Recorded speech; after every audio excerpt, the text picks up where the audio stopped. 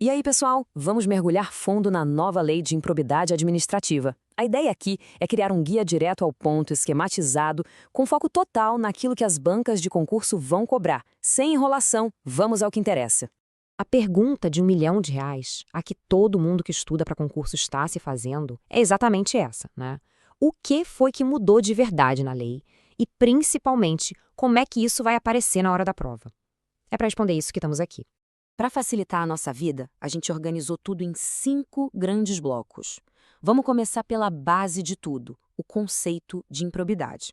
Depois, a gente vê quem pode ser réu nessa história. Na sequência, vamos analisar os 3 tipos de atos, as punições para cada um e fechar com o ouro dos concursos, processo e os prazos de prescrição.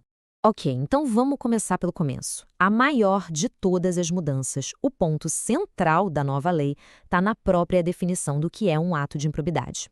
E, no fim das contas, tudo gira em torno de uma palavrinha. E aqui está o pulo do gato, a definição específica de dolo. É aqui que o jogo muda completamente.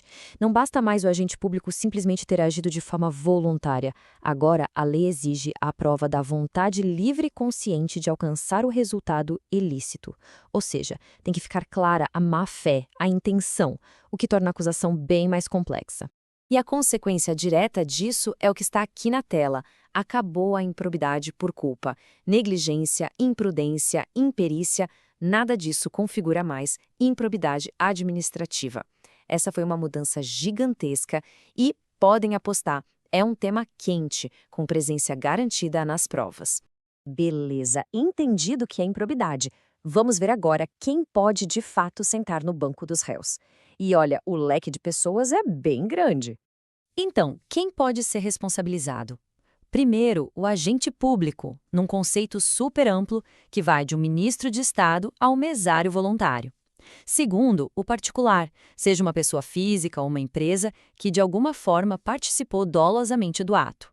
E por fim, até mesmo os herdeiros. Mas atenção ao detalhe, eles respondem só pela reparação do dano e até o limite do que receberam de herança. Agora sim chegamos no coração da matéria. A lei classifica os atos de improbidade em 3 grandes categorias. É fundamental conhecer bem cada uma delas. O primeiro grupo é o de enriquecimento ilícito. Aqui a lógica é clara. É o agente público usando o cargo para botar dinheiro indevido no bolso. Pensa no clássico recebimento de propina ou no uso de um veículo oficial para resolver um problema pessoal. Isso é enriquecimento ilícito.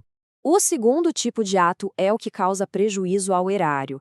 E a expressão mágica aqui é perda efetiva e comprovada.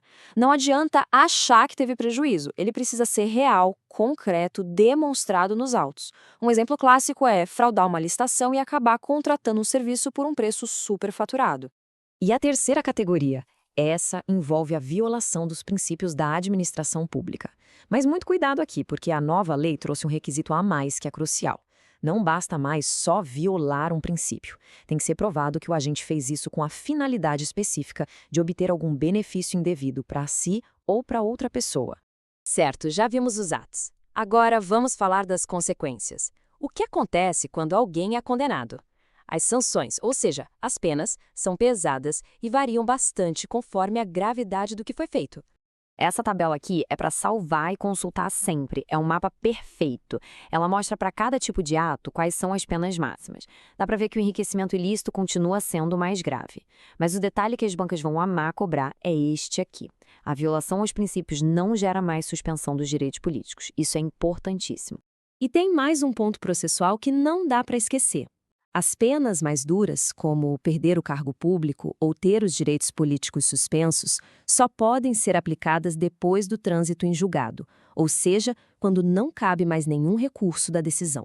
Para fechar nosso guia, vamos para 2 assuntos que são a cara da prova: o passo a passo do processo e, principalmente, as novas regras de prescrição. Prescrição é aquele tema que, se a gente não dominar, a questão já era. Bom, o rito do processo deu uma simplificada. Agora, só o Ministério Público pode propor a ação. Uma vez proposta, o réu é citado e tem 30 dias para apresentar a defesa. E fiquem de olho nessa novidade, a possibilidade de um acordo de não percepção cível, que é uma espécie de negociação para resolver o caso sem ir até uma sentença final. Mas e o tempo? O Estado tem todo o tempo do mundo para punir?